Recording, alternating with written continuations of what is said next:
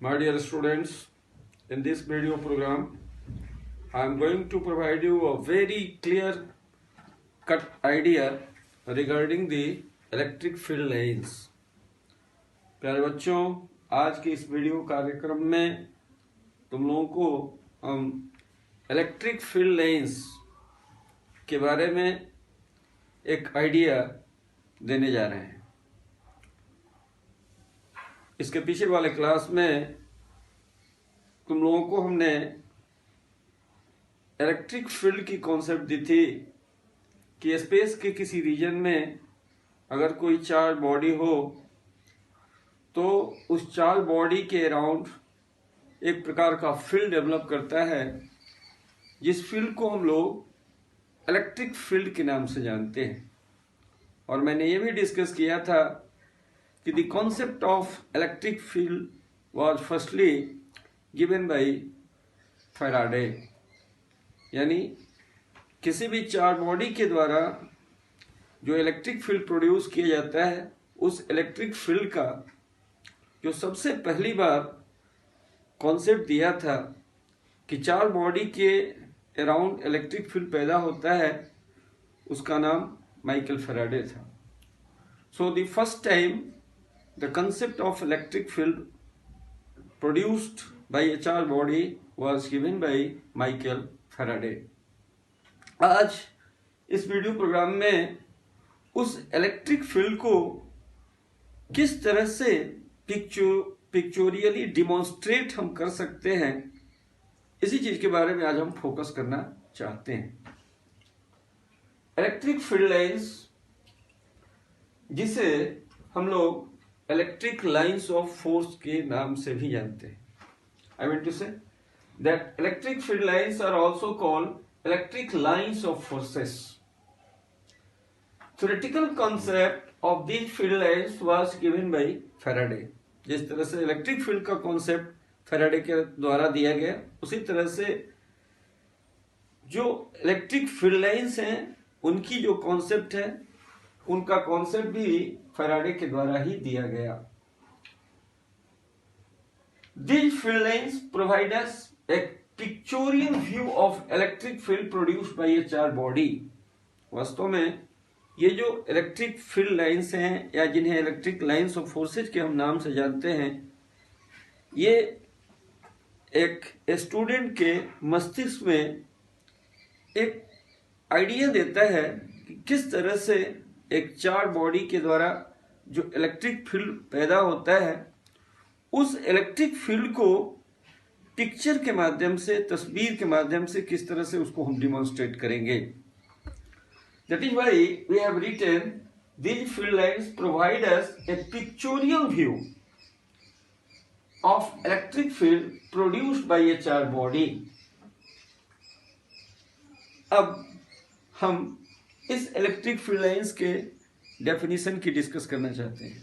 That is, what do you mean by electric field lines. वास्तव में electric field lines का जो definition है वो ये कहता है कि इलेक्ट्रिक फील्ड लाइंस और electric lines of forces are the imaginary lines the tangent drawn at any point of which gives the direction of electric field intensity at that point।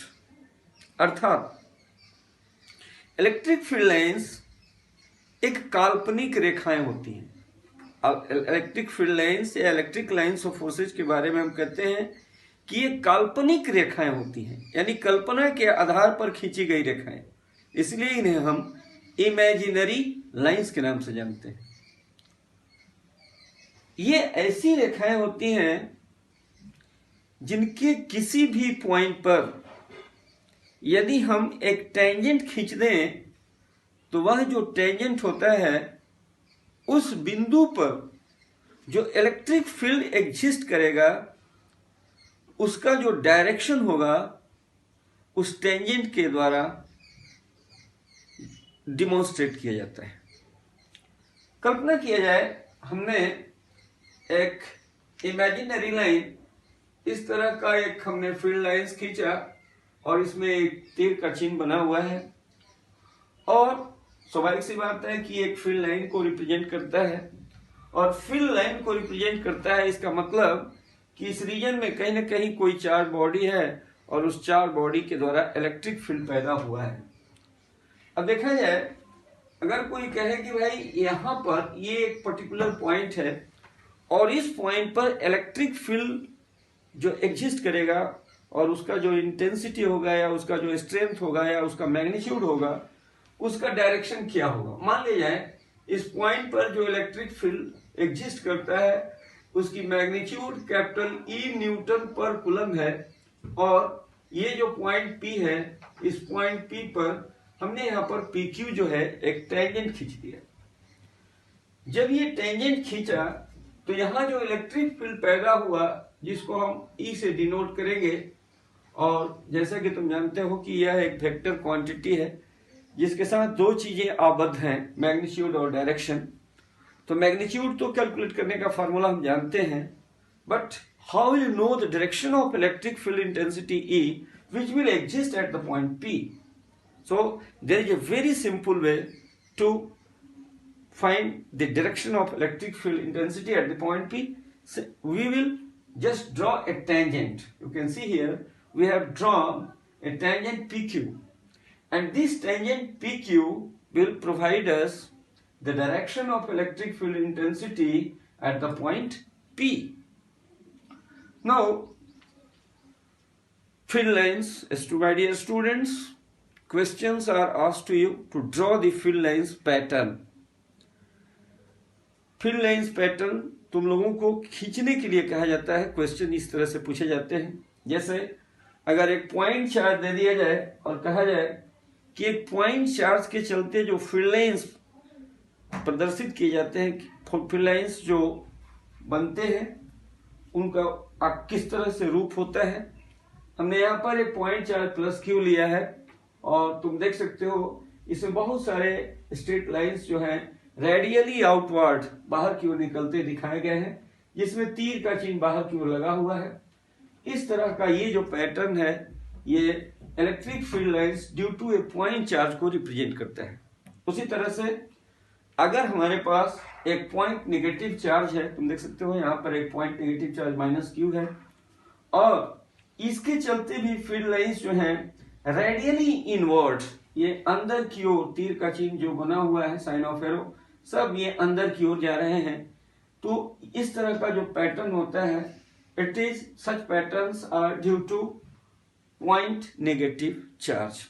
बिल्कुल ही उसी तरह से if you have got a pair of two equal and opposite point charges, बिल्कुल इसी तरह से अगर हमारे पास इक्वल एंड ऑपोजिट पेयर के दो पॉइंट चार्जेज हो, एक प्लस क्यू और माइनस क्यू, तो इनके चलते जो इलेक्ट्रिक फील्ड लाइंस का पैटर्न बनता है उसकी रूपरेखा इस तरह से बनती है। My dear students, in my previous video lecture I have described to you people about electric field lines. Now we want to discuss to you people about the characteristics of electric field lines. अब हम जो electric field lines या electric lines of forces के बारे में discuss किया था पीछे वाले लेक्चर में, अब उसके प्रॉपर्टीज या उसके कैरेक्टरिस्टिक्स को डिस्कस करना चाहते हैं। तो इलेक्ट्रिक फील्ड लाइंस की कुछ प्रॉपर्टीज होती हैं। ये पहला मैंने प्रॉपर्टी लिखा है, these are imaginary lines, the tangent drawn at any point of which gives the direction of electric field intensity at that point. जैसा कि मैंने फील्ड लाइंस का डेफिनेशन दिया था, तो जो डेफिनेशन है वही इसका पहला कैरेक्टरिस्टिक्स है। यानी इलेक्ट्रिक फील्ड लाइंस वो काल्पनिक रेखाएं होती हैं जिसके किसी भी बिंदु पर यदि हम एक टेंजेंट को खींच दें तो वह टेंजेंट उस पॉइंट पर जो इलेक्ट्रिक फील्ड एग्जिस्ट करता है उसके डायरेक्शन को देता है।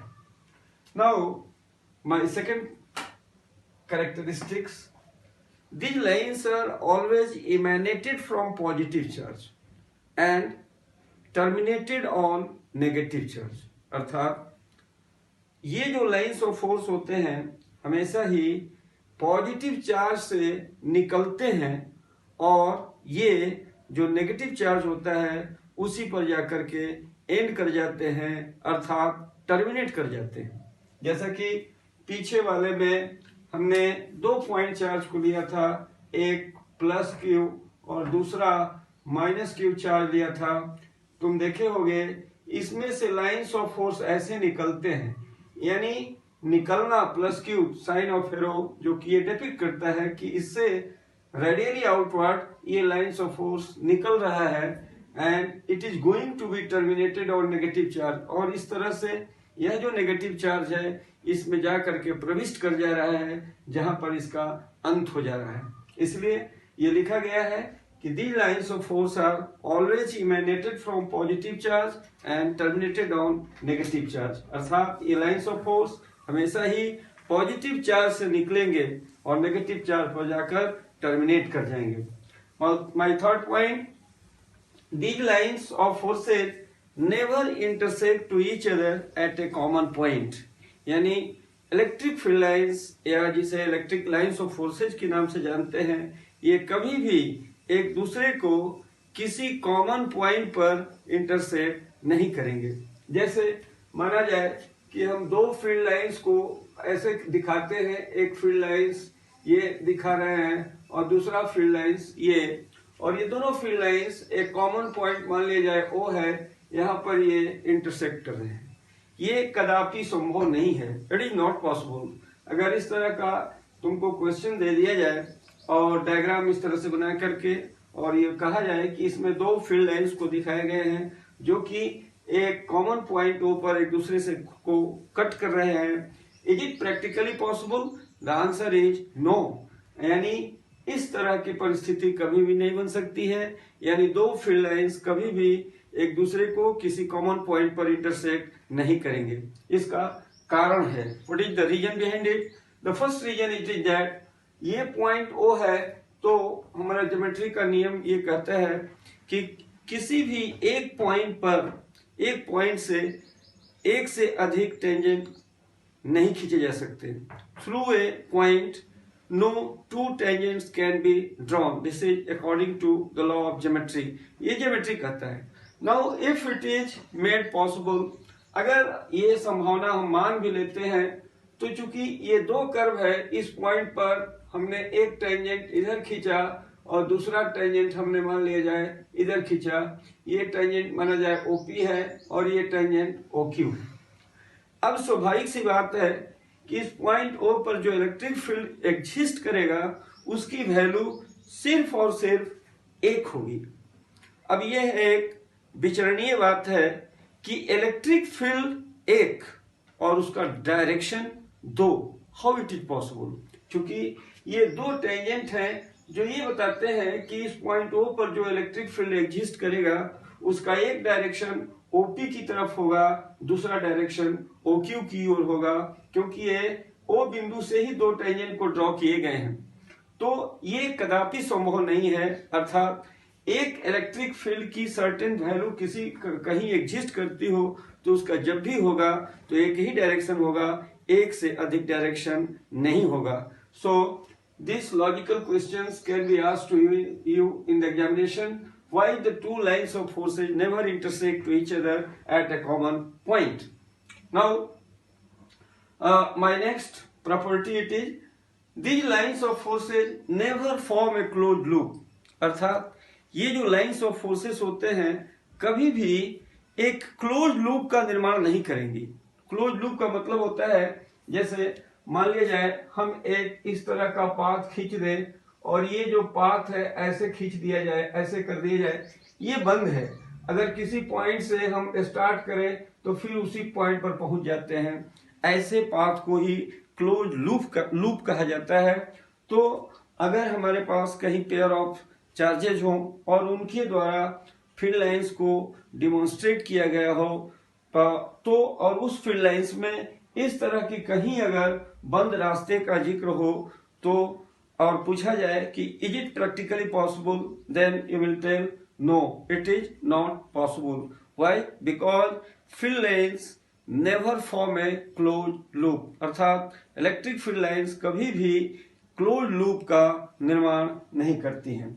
My next property it is that if field lines are more crowded, अगर फील्ड लाइंस जो हैं बहुत ज्यादा क्राउडेड हैं, क्राउडेड का यहाँ सेंस ये है कि फील्ड लाइंस के बीच की जो दूरी है वो बहुत ही कम है, काफी डेंस हैं फील्ड लाइंस, कहीं किसी रीजन में इलेक्ट्रिक फील्ड लाइंस को दिखाया गया हो और फील्ड लाइंस एक दूसरे के बहुत ही पास पास होकर गुजरते हुए दिखाए गए हों, तो इसका मतलब है कि number density of field lines it is more, यानी फील्ड लाइंस जो हैं वहां पर हम कहते हैं कि field lines are more crowded. अगर ऐसी स्थिति परिस्थिति कहीं भी देखा जाए तो ये आवश्यक रूप से समझना चाहिए कि उस रीजन में जो इलेक्ट्रिक फील्ड एग्जिस्ट कर रहा है वह बहुत ही ताकतवर है। ठीक इसके विपरीत यदि फील्ड लाइंस एक दूसरे से काफी दूर दूर हों तो ऐसी स्थिति में समझना चाहिए कि वहां पर जो फील्ड एग्जिस्ट कर रहा है उसकी स्ट्रेंथ काफी पुअर है। My next property, if the field lines are straight lined, unidirectional, equispaced and of equisegment, then such field lines depict the region of uniform electric field। जैसा कि एक चीज यहाँ पर मैं क्लियर कर देना चाहूंगा कि यदि कोई स्पेस का रीजन हो और उस रीजन में इलेक्ट्रिक फील्ड एग्जिस्ट करता हो तो उस रीजन में जितने भी पॉइंट्स होते हैं, ये भी हो सकता है कि हर पॉइंट पर जो इलेक्ट्रिक फील्ड यानी कैपिटल ई की जो वैल्यू एग्जिस्ट करती है हर पॉइंट के लिए ई की वैल्यू सेम आती हो। यह भी हो सकता है कि उस रीजन में जितने पॉइंट्स है हर पॉइंट्स के लिए ई की वैल्यू अलग अलग आती हो। यदि स्पेस का कोई रीजन हो और वहां इलेक्ट्रिक फील्ड एग्जिस्ट करता हो और उस रीजन में जितने भी पॉइंट्स हो हर पॉइंट्स के लिए इलेक्ट्रिक फील्ड कैपिटल ई की वैल्यू अगर सेम आती है तो निश्चित रूप से ये समझना चाहिए कि वह जो रीजन है यूनिफॉर्म इलेक्ट्रिक फील्ड के रीजन को डिपिक्ट करता है। माय डियर स्टूडेंट्स, अभी हमने ये बताया कि यदि फील्ड लाइंस स्ट्रेट लाइन हो, यूनिडायरेक्शनल हो, इक्वी सेगमेंट हो, इक्वी स्पेस्ड हो, तो ऐसी स्थिति में ऐसे फील्ड लाइंस के द्वारा जो रीजन डिपिक्ट किया जाता है वह यूनिफॉर्म इलेक्ट्रिक फील्ड के रीजन को समझना चाहिए। जैसे इस फिगर में हमने 4 लाइन को दिखाया है और ये चारों लाइन जो है तुम देख सकते हो सबके सब चारों लाइन स्ट्रेट लाइन है। इतना ही नहीं, ये चारों स्ट्रेट लाइन, मैंने लिखा फर्स्ट पॉइंट स्ट्रेट लाइन, दूसरा यूनिडायरेक्शनल, इसका मतलब है तुम देख सकते हो सब में sign of arrow extreme right side में बना है, तो ये साइन ऑफ एरो सब में एट द राइट एंड बना है जो ये बता रहे हैं कि यूनिडायरेक्शनल है। तीसरी बात मैंने लिखा इक्वी सेगमेंट। इक्वी सेगमेंट का मतलब हुआ कि जितने भी लाइन हमने खींचा है इसकी लेंथ जो है सबकी लेंथ बराबर है। इसके बाद हमने लिखा इक्वी स्पेस्ड। इक्वी स्पेस्ड का मतलब कि ये लाइन और ये लाइन इन दोनों के बीच की जो दूरी है उसी तरह ये लाइन और ये लाइन इनके बीच की दूरी, उसी तरह से ये लाइन और ये लाइन इनके बीच की दूरी, और भी इस तरह के फील्ड लाइंस खींचे जा सकते हैं। यदि जो स्पेस है दो फील्ड लाइंस के बीच में वह कांस्टेंट रहे तो निश्चित रूप से ये समझना चाहिए कि यह जो रीजन है यूनिफॉर्म इलेक्ट्रिक फील्ड का रीजन है। अर्थात कहीं भी किसी जगह अगर इस तरह का फिगर बनाकर दे दिया जाए और क्वेश्चन पूछा जाए कि what information we get from this field lines, you tell such field lines tells us about the region of uniform electric field.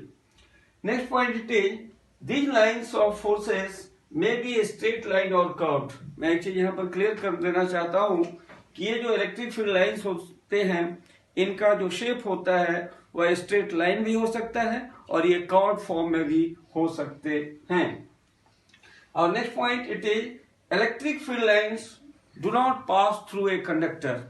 अगर हम कोई कंडक्टर लें तो अगर कहा जाए कि कंडक्टर से होकर के फील्ड लाइंस पास करते हैं अथवा नहीं, तो इसका जवाब नो में होगा। अर्थात किसी भी कंडक्टर से होकर के फील्ड लाइंस पास नहीं करते हैं। यही कारण है कि कंडक्टर के अंदर किसी पॉइंट पर जो इलेक्ट्रिक फील्ड की वैल्यू होती है वो 0 के बराबर होती है। इसके अलावा मैंने ये भी लिखा है such field lines can pass through dielectric. ये फील्ड लाइंस एक डाइलेक्ट्रिक से होकर के भी ये पास कर सकते हैं। These field lines are found to be perpendicular to the surface of the charge conductor.